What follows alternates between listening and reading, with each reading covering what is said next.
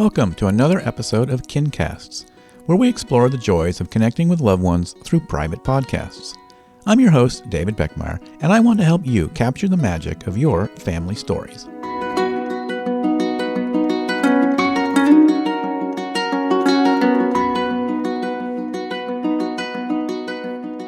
Dr. Vivian Sieber is a biologist and experienced lecturer with a specialty in genetics and academic development. She is also an author, daughter, and granddaughter of Holocaust survivors. Vivian's book, titled Kino and Kinder, chronicles the story of a European Jewish family's struggle to survive in the face of Nazi anti-Semitism and the Holocaust.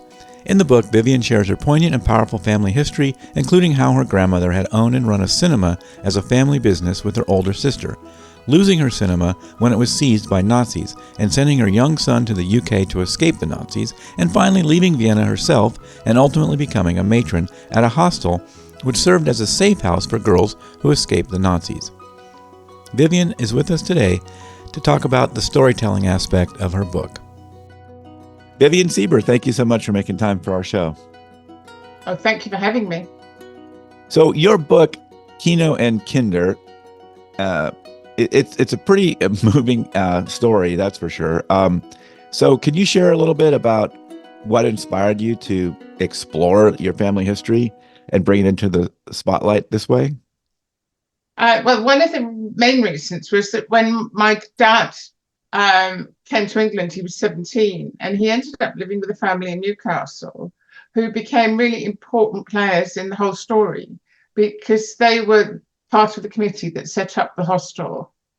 And my dad wanted to acknowledge the work of the committee, because everyone writes about the Kinder and their terrible stories, but very few people write about the people who cared for the Kinder or the committee that actually organized the saving.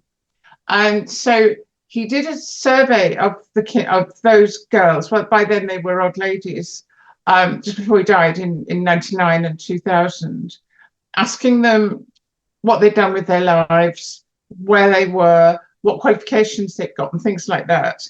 And when he died, I inherited the file, which had their contact details and some incredibly moving letters about describing what it was like to leave your family as young children and to just from family life to living in a hostel. So I was lucky enough to contact some of them and talk to them. They've been really generous, and some have had me to visit. Others it's been emailed because they're in Australia. And so they told me a lot about the hostel. The other strand was my husband and I went to Vienna just on holiday, and I very cheekily emailed all the occupants of the flats my grandmother had lived in, and we had one invitation to coffee and homemade strudel, and it turned out it was my grandmother's flat. And so, that's a huge, unlikely chance. But the occupants had actually, these kind people had been to the archive and they already knew a lot of the story. So they started telling me the story. Then they told us which archives to go to and how to get around. So the rest of the holiday, we didn't spend eating cake, but we were rushing around the metro, going to archives, who were fantastic because we don't speak German. We had no appointments and we didn't know what we were doing. And they sorted it out. They then sent bushels of paper to England and went on sending searches throughout the COVID lockdown. So there was that strand as well. And the final one was that my dad had left some manuscripts that he'd never published, which told his and his mother's story. And so I took chunks of those and incorporated them in the book. Mm-hmm. So, together, it's quite, those personal narratives and those historical accounts, they're quite a vivid portrayal of your family's journey through the Holocaust. So, how do you balance the emotional weight of those kind of stories, while also making them sort of accessible, engaging for an audience? And one of the things I did was it's scaffolded on the timeline. So I sort of started with my great-grandparents back in Czechoslovakia, in Brno, and worked through. And I found that I needed to add in odd bits of politics and what happened in the world, because otherwise the story didn't make any sense. I'd always known that my grandmother was a refugee, and that she'd come with no money, and that, you know, the rest of the family didn't survive, bar one niece, who I did actually meet in the 80s. But actually finding out where people died and the extraordinary suffering they must have had was quite hard. And I think there's a chapter in the book where I just say what happened. And yes, I think that probably is quite difficult. Hmm. Yeah, I mean, a lot of the story is sort of heroic and heart-wrenching. Um, you know, despite that, you know, humor and empathy seem like they're important elements. I mean, did you infuse and how did you infuse those qualities into the stories? They just sort of happened, I think. I mean, because some of the stories are stories I'd known all my life. You know, they're sort of family stories. Um, Others, some of the girls, the kinder, told me stories that were just essentially of children being naughty and very funny. Because, of course, they may have been living in a hostel, separated from their families, but they still were really quite young children. So there was that. And there was also, when I started looking into what the local papers said, particularly about the Tynemouth Hostel, was the generosity of the locals. And the local paper was very interested in, and it's a very interesting question. What do you do if you suddenly have about 30 children who don't speak English appear at your school? And they said that the local paper had followed it and interviewed the headmaster, who basically sorted out his ordinary English children and put one refugee with each of them, or, you know, in little groups. But then Elfie, one of the girls, actually said, "Oh yes, she remembered being interviewed, and she remembered having, you know, being mentioned in the local paper, which is really, really sweet." Hmm.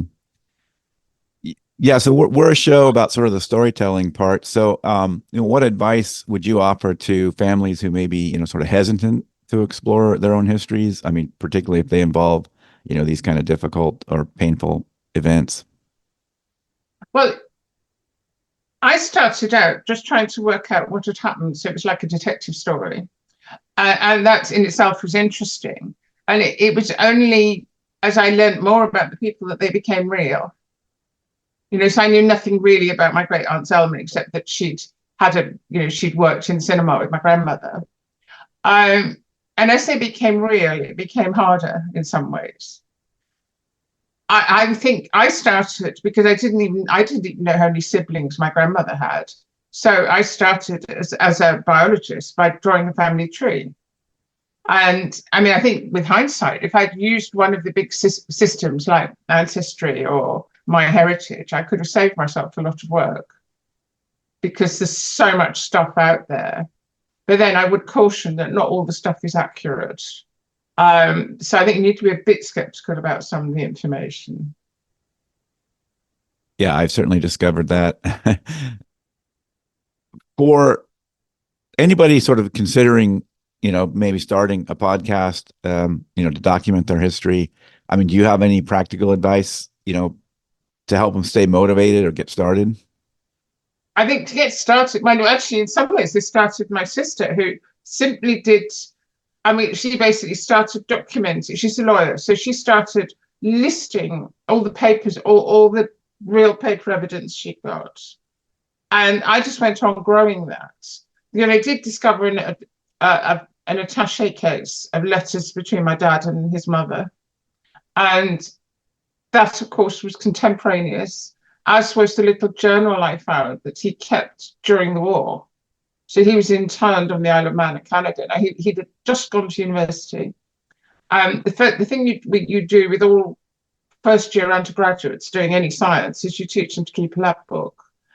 And that's effectively what he kept while he was interned. So he was sent to the Isle of Man and then Canada and then back. So you've now got a daily journal of what happened. You've then got papers coming in from the archives, which are evidence. And so I just kept on adding and adding to this timeline. And in some ways, the book grew from that because the timeline became chapters. Not for me. I didn't take the timeline and go, splat, that's a chapter. But that's roughly what happened. Hmm. Yeah, it kind of gave you that framework. Yes. And I think once you've got a structure, that makes it much easier. And of course, once I had an editor, Mark Cripps was wonderful because he just said, look, you can't have 120 footnotes, and incorporated them in the text. And, no, you can't have a chapter that's 50 pages long, and chopped it all up and made it much more readable. I was very lucky because a friend started reading it for me really early on. And because I tend to write like a scientist, we did this, this is what happened, and that's what it means. And he was going, no, you need to describe things a bit more, put what actually might have happened, So I looked at a lot of things like historical videos, because there's such a lot on YouTube, but looking to see what Vienna was actually looked like in 1909 was really helpful. Because you look again 20 years later and you've got a change from long skirts and these enormous, dinner plate hats with fruit bowls on top to shorter skirts and cloche hats and much more emancipated women. And the first lot is all horses and the second lot is cars and trams. So it's things like that gave me, but I'm not a historian, I've got no history background. It gave me stuff that was very useful. To sort of place your audience in that time, is that what you mean, sort of? Well, it placed me in the right time zone to start with, yes. Mm-hmm. So lastly, what do you hope listeners take away from sort of your storytelling and just, I guess, all your experiences, sort of as a family historian and as a speaker? And how can they apply, some of these things to maybe their own endeavors or a personal journey? Well, I'm very lucky in that the story is inherently got some things that are unusual about it. So, the cinema in 1915, and obviously the story of children saved on the Kinder transport. I mean, recently I've been asked to do introductions to the One Life, the Nicholas Winton film in cinemas, because it's topical again. And because I was very lucky to have that big sort of pile of assorted resources. If you've got just to sort of, I mean, my mother, I know very little about my mother's family, which is English. And there's nowhere to sort of go, I must go and look at this. It might be interesting, because I can't, from what I know, there's nothing very interesting there. So I think, I don't know, I have read biographies of people who never, lived 5 miles outside Manchester for their entire lives and still wrote an absolutely compelling book. I'm not sure I could do that, but I think, it's perfectly doable and can be done very well. Mm-hmm. Well, folks, I mean, this is an amazing story. You definitely want to check out this book, Kino and Kinder. And I don't know, is there a website specifically for that, or just search Kino and Kinder? It's viviansieber.eu. VIVIENSIEBER.eu. Okay. And we'll make sure we have those links in the show notes. But yeah, thank you so much for making time for us, Vivian Sieber. Thank you very much indeed. Thank you so much for joining me on this episode of KinCast. I hope you've been inspired to capture the magic of your family stories and share them through the power of private podcasts. For more resources and inspiration, visit kincasts.com. If you enjoyed this episode, please consider leaving a review and subscribing wherever you listen to your podcasts. Until next time, remember, every story matters and your family story deserves to be heard. Take care and happy storytelling.